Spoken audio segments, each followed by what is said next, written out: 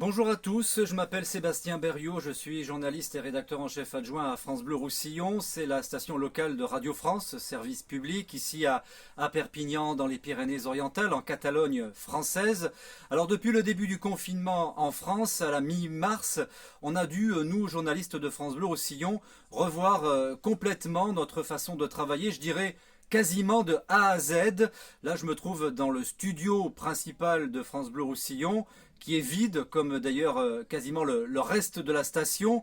Presque tous les journalistes sont en télétravail. Ça veut dire que on réalise les interviews par téléphone depuis notre domicile. On fait les papiers également.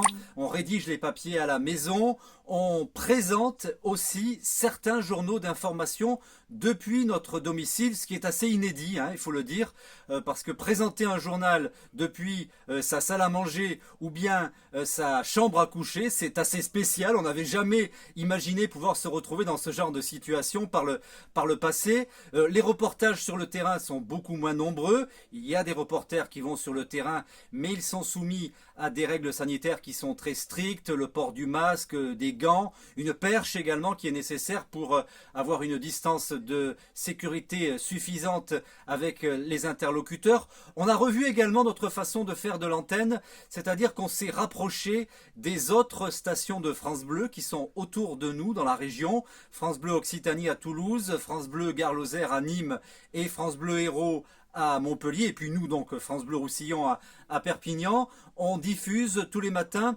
une matinale qui est commune, qui est réalisée par les différentes stations à tour de rôle. Alors c'est vrai que tout ça c'est assez déroutant parce que ça modifie complètement nos habitudes de travail, mais grâce au dispositif qu'on a mis en place, eh bien on peut continuer à informer nos auditeurs de ce qui se passe dans cette période particulière dans leur département et les informer aussi de ce qui se passe de l'autre côté de la frontière, à une vingtaine de kilomètres de Perpignan, en Catalogne espagnole. C'est très important d'avoir cette information parce que la Catalogne espagnole a été l'une des régions d'Europe les plus touchées dramatiquement par le Covid-19. Donc on suit ça de très très près pour nos auditeurs et on va suivre aussi, bien sûr aussi, le déconfinement qui va commencer dans les prochains jours en Catalogne comme en France.